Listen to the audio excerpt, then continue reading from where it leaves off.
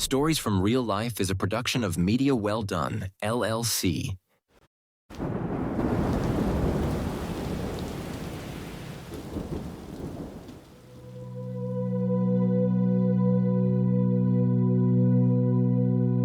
History rarely announces itself.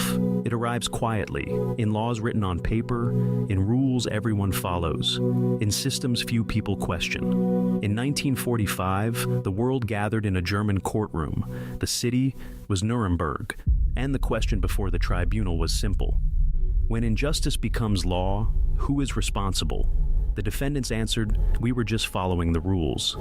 But the tribunal rejected that defense. And in doing so, it established a principle that would change history. The law itself can be guilty. 20 years later, an ocean away, another system of laws was still standing. Not in Germany, but in the American South. In Mississippi, justice had rules. Some people could vote, others could not. Some people could walk freely. Others had to leave town before sunset, and the system worked exactly as it was designed.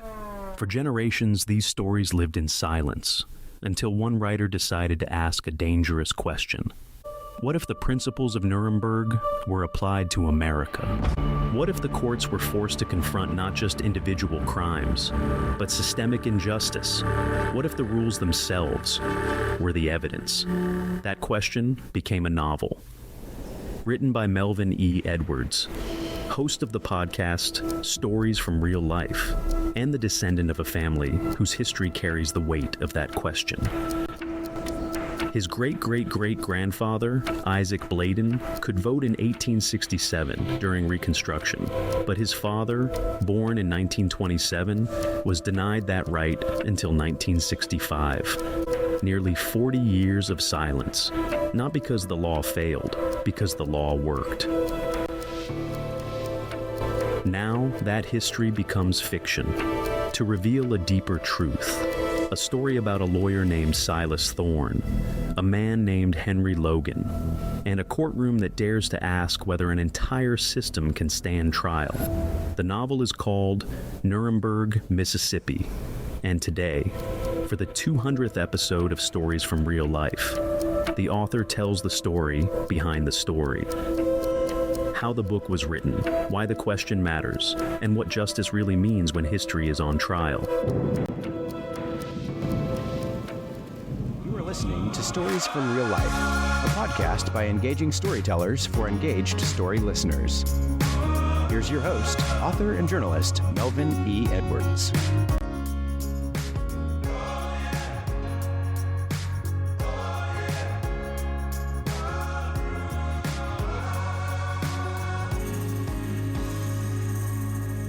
Hello and welcome to another episode of Stories from Real Life. I'm your host, Melvin E. Edwards, and this is episode number 200. I'm pretty excited about it, and it's a special episode that I'm glad to share with you. I'm actually going to be the guest today, and I have recorded some questions, and I will be answering the questions to kick off the launch of my brand new novel, which releases today, May 1st. That's why you have a special episode today. It's not Tuesday, but I think you'll appreciate it. May 1st, launch. Nuremberg, Mississippi is my brand new novel, and it's available everywhere. I hope you'll pick up a copy, and I hope you enjoyed this conversation about the book. We're sitting down today with the author of Nuremberg, Mississippi, Melvin E. Edwards. But before we dive in, I just have to say, congratulations on your 200th podcast episode. That is an incredible milestone, and it's an honor to have you here for this one. Thank you. 200 episodes is a big deal, and I'm excited to be here today. Let's get into the book. In your foreword, you bring up Chief Prosecutor Robert H. Jackson. He had this principle that, and I'm quoting here, legality does not excuse atrocity. How does that concept anchor the journey of Henry Logan and Silas Thorne? That concept is the entire premise of the book. There are about 330 pages of the book, and there's not a single episode of physical violence against anyone or even a profane word. Everything, all the violence, all the misdeeds done against individuals are done administratively, professionally, and just absent-mindedly. As Hannah Arendt called it, it's the banality of evil. Nobody came and lynched anyone. Nobody burn any crosses in anyone's yard. They just did their jobs without thinking about what they were doing, and it caused great harm to our protagonist, Henry Logan, and he hired Silas Thorne to be his attorney, and we will get into the details of that as we go along in this conversation. I noticed some familiar surnames in the text. Logan, Thorne, Blayton. These are from your own family history. Why was it so important for you to ground this fictional narrative in your actual, real-life ancestral landscape? That was important to me because those ancestors are the ones who actually endured these types of evils that we discuss in the book over generations. I've written a couple of books about my family's history, and it's important to me, personally, it's important to me to remember my ancestors and to keep a record so that the world remembers their names. And I feel like I've been blessed to have such a enduring, supportive family, and I wanted to honor them in this way by using their names with each character in the book. So by reading the book, you will see last names that are familiar if you've read my other two books, and it's just a way of honoring them. It's not in any way a one-to-one equivalent, but it is a comparative, and they did endure some of these same types of trials that Henry Logan and some of the other people in this fictional town of Greenville, Mississippi, endured. Now, as the host of Stories from Real Life, you've spent years interviewing people about history and justice. I'm curious, how did your podcaster brain influence the way you wrote the dialogue and the pacing of this novel? The pacing of this novel is one of the more unique aspects of my writing process. Readers will notice that chapters are intentionally brief, quarter chapters, half chapters, and I did that because I intended the form to match the situation. The banality of evil, the evil of segregation, the evil of Jim Crow can come to people in increments. It's not necessarily somebody who wakes up every day and they're just hammered with the oppression that is very real in their lives. But some of the more dramatic aspects of it come in increments. So they may have something that happens one day, and then it may compile the next couple of days, and then they may have a time of relative peace for a while. So I wanted the structure of my book to give people an idea of the incremental pacing of Henry Logan's world in the way they read the book. So the form mirrors the structure, if that makes sense. And it will make sense if they're looking at the book and reading the book. Let's talk characters. Silas is a man of measured restraint. He believes the law is a shield for order. What's the moment where he finally realizes that this order is actually just a form of controlled injustice?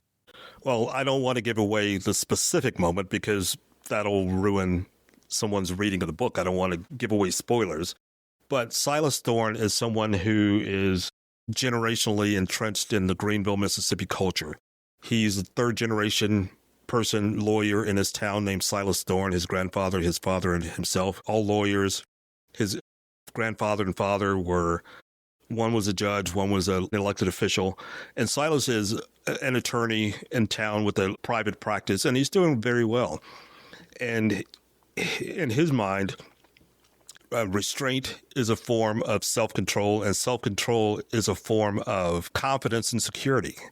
He keeps things running in the town in a predictable manner, and he doesn't realize that what he's doing by maintaining what he would consider order is really a form of control, as James Baldwin would say. So at some point in the book, Silas starts to come to that realization, and it takes a while, but he starts to change. And I think one of the things about the characters in this book is there are no real definitive enemies. There's no what you would see in a movie where there's somebody who is just a bad guy from the start. You know right away who you're supposed to root against. In this book, there's nobody like that. Even the good people have certain poorly formed qualities about themselves, and all the characters are very complicated, including the best of the characters, the ones who are supposedly the protagonists. Everybody has certain flaws, just like in real life. Nobody's all good or all bad all the time. So even the people who you like the most, even yourself, you may think of yourself as a good person, but you make mistakes because everybody does. And I wanted to be realistic about the personality quirks that I included in my characters And so someone like Silas has a blind spot, we'll call it. And it takes several situations where he's taught and others where he learns through personal experience that things just are not the way he thought they were when he looks at things from other people's perspectives. Then there's Henry. You describe him as having competence without assertion. To me, his quiet dignity feels like a direct challenge to the entire system in Greenville. Is that how you see him? Absolutely. That's 100% how I see him. Henry Logan is a tradesman. He works with his hands. He's very skilled. He's very intelligent.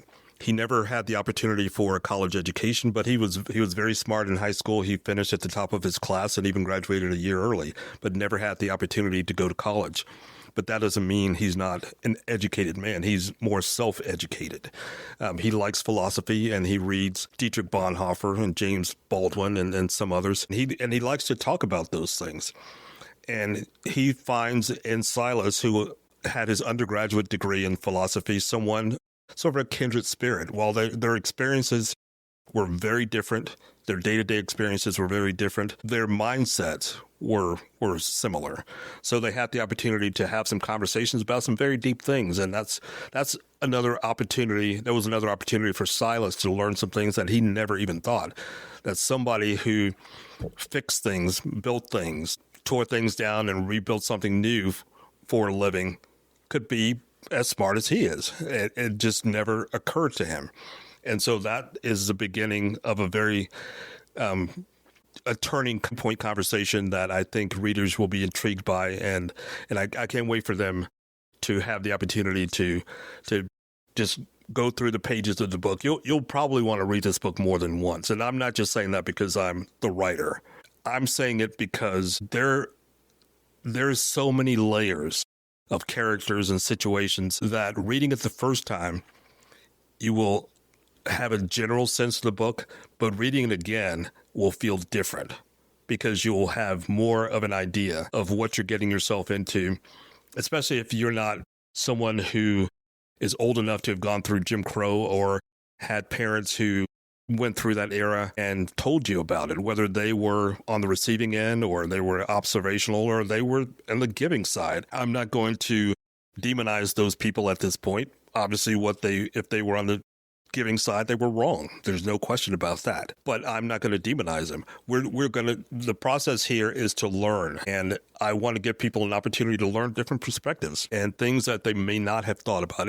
If someone reads this book and they come out of it thinking, wow, I never thought of that before, that'll be a much bigger compliment to me than saying, this is a great book. Obviously, I want them to think it's a great book, but I want them to have a reason for why they would think it's a great book. And I want that reason to be that I engage their mind in something that they just never had thought about before, and it makes them realize that they may be duplicitous in their own lives, and then they may have to examine themselves, look themselves in the mirror and ask them very tough questions, and they may have to change their behavior.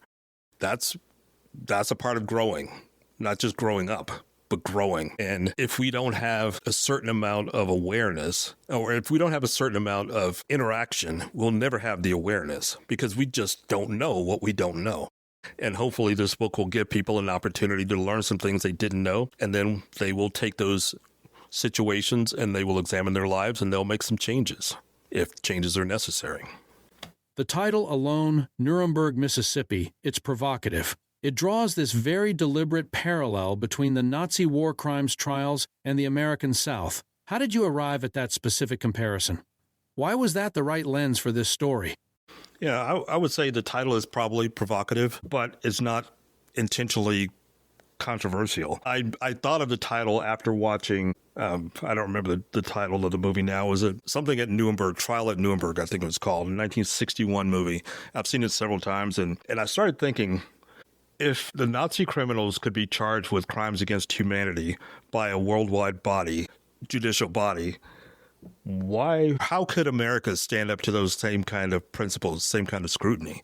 And I thought, well, Jim Crow was certainly, absolutely a crime against humanity. Why weren't those crimes ever prosecuted? Why weren't they even considered crimes? Why were they just considered now, in retrospect, a dark time in our history. I consider them crimes. And so I thought, well, let's see what would happen. I'm a writer. I've never written fiction before, but I'm a writer. So I thought, I'm going to figure out a way to put Jim Crow on trial. And this book was the fulfillment of that. It just happened to be in Mississippi because I liked the way the title sounded, Nuremberg, Mississippi. I thought about Nuremberg, Texas, but for some reason that just didn't have the same kind of melody or ring to it. So I wasn't picking on my Mississippi friends. It just happened that with the number of syllables, I just thought it worked out better. But I wasn't trying to be unnecessarily provocative, but I'm sure the title will provoke some people, at least generate some interest, and that's the purpose. I want people to be interested enough to read it. The book starts by looking at unwritten rules, things that are simply observed. Why did you choose to focus on the power of silence and expectation, rather than starting with the explicit laws on the books? Yeah, that's a great question. It's kind of funny.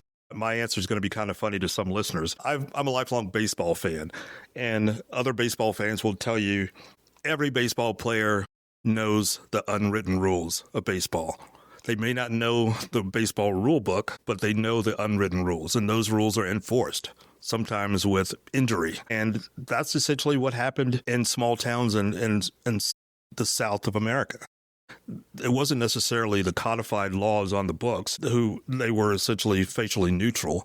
It was the discretionary enforcement of those laws that created the real danger for the people living there, African Americans especially. And the unwritten rules allowed people to enforce them in different circumstances and in different measures. So something as simple as looking at somebody, quote unquote, disrespectfully, that would never have been a codified law, but it was certainly an unwritten rule. And we know from history that a black man being accused of even looking at a white woman, the punishment for that could be death by hanging. There was nothing on the books that said if a black man looked at a white woman, he had to be killed.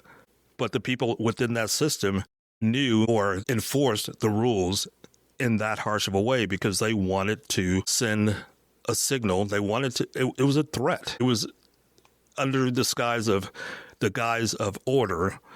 It was absolute control. And there's no question about that. So the unwritten rules were the real risk, not the ones that were written on the book and could be enforced the same regardless of which state the judiciary power over. One character argues that the town mistakes order for morality. In your research, did you find that this was a common defense for Jim Crow-era policies? This goes back to the last answer I gave. It was order to an extreme degree. It was essentially legalistic terrorism. And people who were caught up in that system knew what the penalty could be, but they didn't always know what the crime could be. That was the really tricky part to try to balance in your day-to-day life. You didn't know if you were doing something routine that somebody might describe you as being uppity, because that word had no real boundaries of a definition. They were however somebody chose to apply them. But the loose application of those definitions had very, very dire consequences. And so having to balance that in a daily routine life was what told me that order in those days and in those circumstances was certainly not moral. And anyone who said they were just following the law either was not thinking about what the law said, didn't care about what the law said, or supported what the law said. I don't think there's any other option. Those people would not have wanted to live their own lives under those types of harsh conditions, but they had no problem being the enforcers because they were the ones who were on top of the social totem pole, as it were.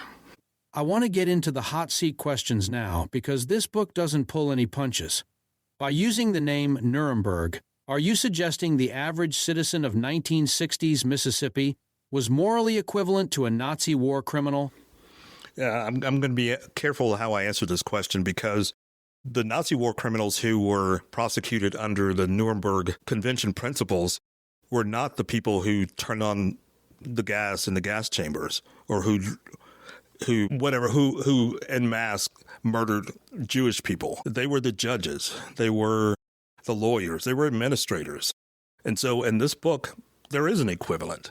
They weren't the people who flipped the lever in the gas chamber They were the people who drove the train to deliver the people to the gas chamber. So they weren't directly responsible, but without their input, without their involvement, there would not have been an end result that there was.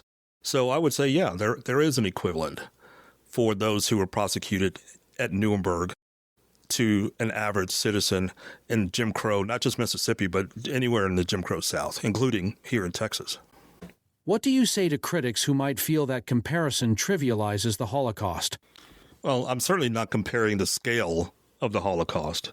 I'm comparing the aftermath, the judicial and administrative parts of determining how to hold accountable those who perpetrated the Holocaust. So I think that type of a comparison is pretty close to a one-to-one, and it in no way tries to diminish the terrible outcome of the Holocaust or prop up the results of Jim Crow. They were crimes against humanity, but they weren't equal crimes. So murder is not the same as stripping away someone's constitutional right. But they were both crimes that could be enforced by a judge and could be prosecuted under standard laws and procedures. So I don't really have a problem if somebody is upset, because it's a very hot button word, the Holocaust, and to use Nuremberg as it relates to it. But I don't think it's a direct comparison per se. And what about Silas? He's a decent man who works within a corrupt system for years before he acts. At what point does a good man just become a high-functioning cog in an evil machine? Yeah, that one's interesting, and it's very tough to answer. I would say Silas essentially was a good man. He was certainly competent in his legal profession, but he was so competent that he became, or people like him, became the cogs that allowed the system to continue to function as long as it did. But he was not doing it intentionally. But as he comes to realize, it would not function, it would not persist without people like himself. So I would say, essentially, Silas was on the wrong side, even though he didn't know he was on the wrong side. But that didn't diminish the damage that he caused, either directly or indirectly. But I would also say that once he or somebody like him becomes aware of what the system requires to continue to function, and they don't change their own behavior, then they are 100% duplicitous in the management and sustainability of that system. So once they know, they don't have an excuse anymore. I would be willing to give just about anybody just some leeway, some mercy if they do something without knowing it. And that's what I want this book to bring about in conversations. I want people to read it in groups, like book clubs. And I want them to have a discussion. And as I mentioned earlier, if they say this is something I never thought about before, that's a very good start. But what do you do next? If you don't do anything next, then you are a part of the problem. And we want to fix the problem. All of us have the authority. All of us have a responsibility to do something to make this country better. And this, I believe, is a good place, not necessarily to start, but a good place to go from here. Is he a hero, or is he just trying to clean his conscience before it's too late? Well, I would say you just have to read the book to find out. I'll just leave it at that. Readers can determine for themselves if he is a hero or if he's just trying to clear things up before it's too late. Sort of his way of getting in. I would compare, by the framing of your question, I would say the second half of it would be someone like Lee Atwater in the 1988 campaign for the elder George Bush, who was clearly trying to clean up his life, his reputation, before he died after he was diagnosed with brain cancer. But I'll let the readers determine whether or not Silas Thorne is a Lee Atwater or somebody entirely different. This has been an incredible conversation, looking at the themes we've discussed, the thin line between order and morality, the weight of ancestral history, and that haunting comparison to Nuremberg. It's clear that this isn't just another historical novel. It's a mirror. For anyone listening who's ever wondered where they would stand when the unwritten rules of society finally break, you have to read this book. It's uncomfortable, it's urgent, and it is masterfully told. Nuremberg, Mississippi is available right now wherever books are sold. Whether you prefer your local independent bookstore or you're grabbing it online, don't wait. Pick up a copy today. This is the conversation everyone is going to be having at the dinner table this week, and you're going to want to be part of it. Again, congratulations on the book, and a huge congrats on 200 episodes of Stories from Real Life. Here's to the next 200. Thanks for being with us. Thank you, and I look forward to the conversation that begins after people start to read the book. I'm looking forward to that. I think there'll be some tough questions, some really eye-opening discussions that will be had, and I can't wait to hear how those turn out. I can't wait to be a part of it. So if you read the book and you have some questions or you want me to be a part of your discussion, reach out to me. Go on my website and send me an email, or if you know me personally, send me a text message, and I'd be glad to join you over Zoom and be a part of your book club discussion. That would be incredible. So that's it for this week's episode of Stories from Real Life. Until next time, don't forget to shine your light wherever you go.